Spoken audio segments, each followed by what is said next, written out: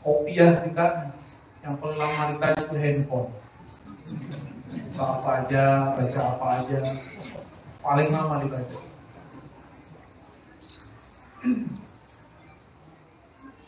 Terus kalimat berikutnya apa? Dari amal qalbu turun ke amal zahir.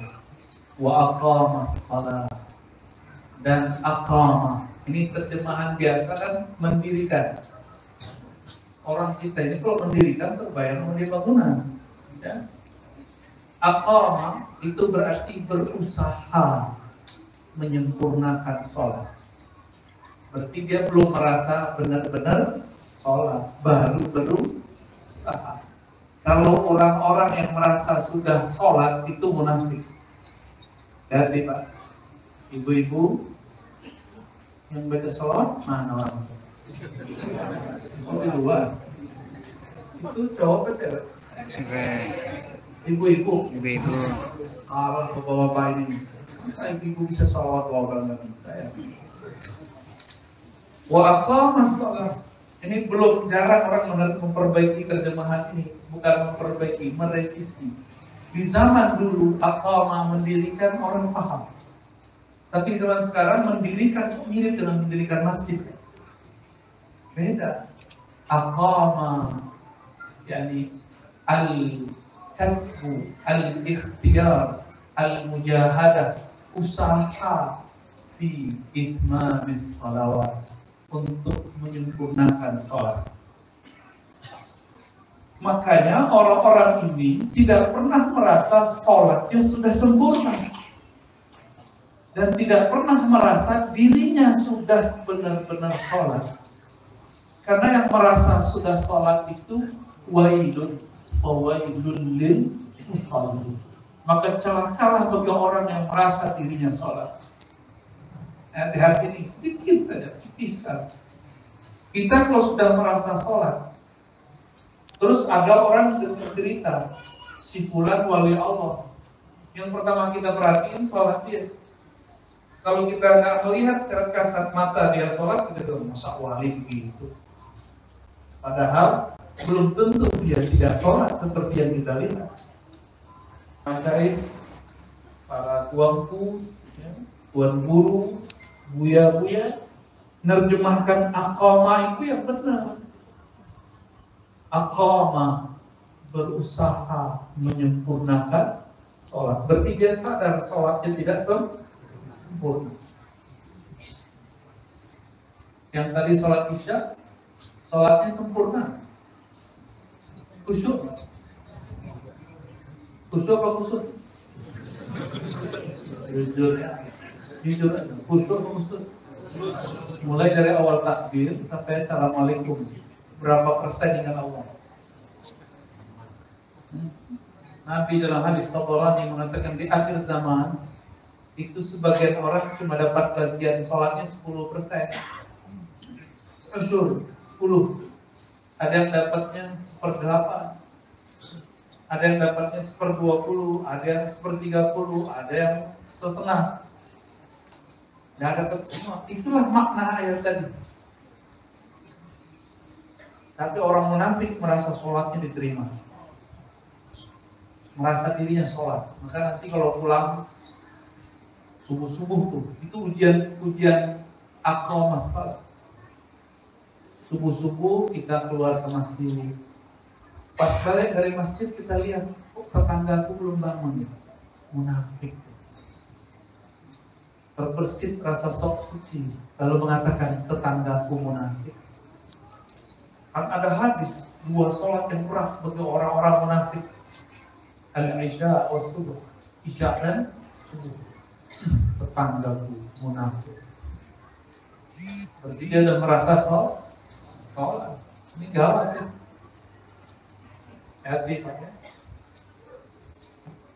Di tahun-tahun sebelumnya cuma karena beda coblosan itu bisa nggak nyolatin sholat orang kalau mati. Ini gawat itu. Itu berbahaya sekali. Di mana ulama-ulama Ahlus Sunnah saat itu? Bingung. Saya bingung lihat. Tapi mereka pada takut dibentak jamaah. takut diturunin dari mimbar oleh jemaah. Ya salah. Saya mau tanya sama antum, ada nggak di kitab fikih nyoblos? Ada nggak di Quran beda partai, beda pilihan, beda iman? Nggak boleh disolatin, ada nggak? Menyedihkan sekali. Kemana ulama-ulama ahlu sunnah kita? Semuanya termakan hoax. Yang dulu hoax itu pernah diperlakukan kepada para sahabat Rasulullah, sehingga Sayyidatuna Aisyah perang dengan Sayyidina Ali, Sayyidina Ali perang dengan Sayyidina Muawiyah. Sahabat perang karena hoax. Mau nanti diulang lagi 2023, 2024? Beneran? Mau janji? Nih coba ingat kata ini, saya ulang-ulang dimanapun sekarang. Beda politik bukan beda iman. Coba ulangi.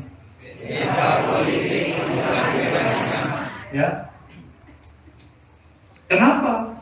Karena dalam ajaran Ahlus Sunnah, coba buka semua ayat, semua hadis, semua kitab-kitab Ahlus Sunnah, tidak ada di situ syarat Ahlus Sunnah itu coblosannya sama, partainya sama. Nggak ada.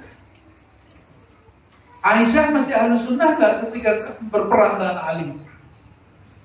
Ali masih Ahlus Sunnah nggak ketika perang dengan Muawiyah?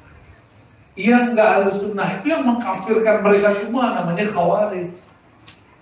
Antum yang mana? Yang ngafir-ngafirkan? Jangan ulangi kesalahan itu. Untung orang Indonesia adem-adem, nggak emosional seperti di sana, dan untung di negeri ini tidak bebas pegang senjata. Di Yaman semua orang boleh pegang senjata, udah kayak bawa sendok aja. Dan di Mesir boleh. Alhamdulillah di negeri kita dibatasi, dan ini nikmat besar dari Allah Subhanahu wa Ta'ala. Wa aqamas shalah, mereka berusaha menyempurnakan sholat. Kapan sempurna sholat kita? Kapan sempurna? Anta'budallah ka'annaka tarah. Engkau ibadah, menyembahnya seakan-akan melihatnya. Jika tidak, yakinlah bahwa dia melihatnya. Ada yang bisa lihat Allah? Berarti yang lihat Allah siapa? Allah juga. Maka anta'budallah itu engkau menyembahnya seakan melihatnya. Engkau melihatnya dengan pandangannya. Jadi siapa yang memandang? Allah juga yang memandang. Karena la tudrikul absar wa huwa yudrikul absar. Allah itu tidak dapat dicapai oleh pandangan orang yang memandang, tapi pandangan yang meliputi semua pandangan.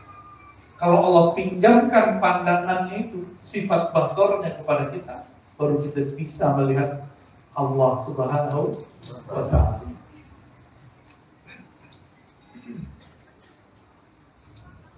Kemudian wa aqamas shalah, ayat berikutnya apa? Kalimat berikutnya wa ataz zakat. Ata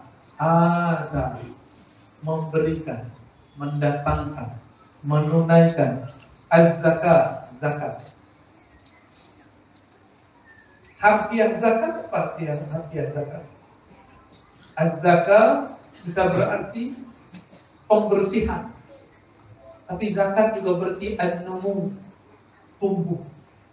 Maka setiap kali orang memberi, secara zahir hartanya berkurang, tapi secara hakikat di sisi Allah hartanya bertambah. Gak percaya antum tanya sama orang yang sudah sering ngasih-ngasih, berbagi. Tanya sama dia, kenapa dia ngasih gak pernah miskin-miskin? Malah tambah berkah. Di sini dia bakar duitnya, dia bagi-bagi uangnya, dia korbankan dirinya untuk dakwah, untuk menyokong berdakwah misalnya.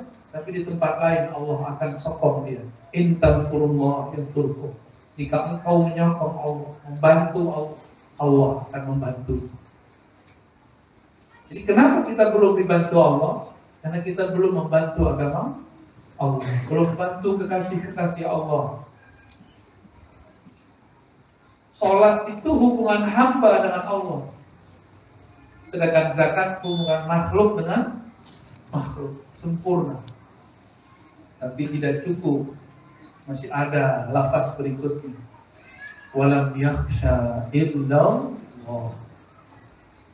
Inilah yang disebut ma'rifatullah. Secara harfiah, lam yakhsha, tidak takut kecuali kepada Allah. Tapi secara maknawi dapat diartikan mereka bermakrifat kepada Allah Subhanahu wa ta'ala. Itu arti walam yakhsha illallah. Dapatkah kita sungkan hormat kepada seseorang kalau kita tidak kenal dia? Bisa nggak? Bisa nggak? Antum nggak hormat seseorang, bisa menghormati dia? Nggak kenal dia, terus bisa nggak respect kepada dia? Nggak bisa. Kita hanya bisa respect, hormat kepada orang yang kita kenal, apalagi kepada Allah.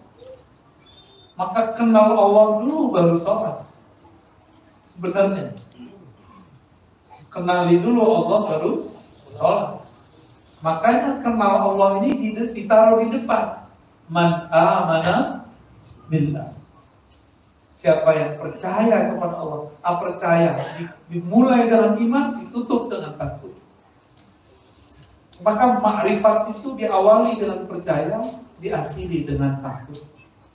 Takut kepada Allah.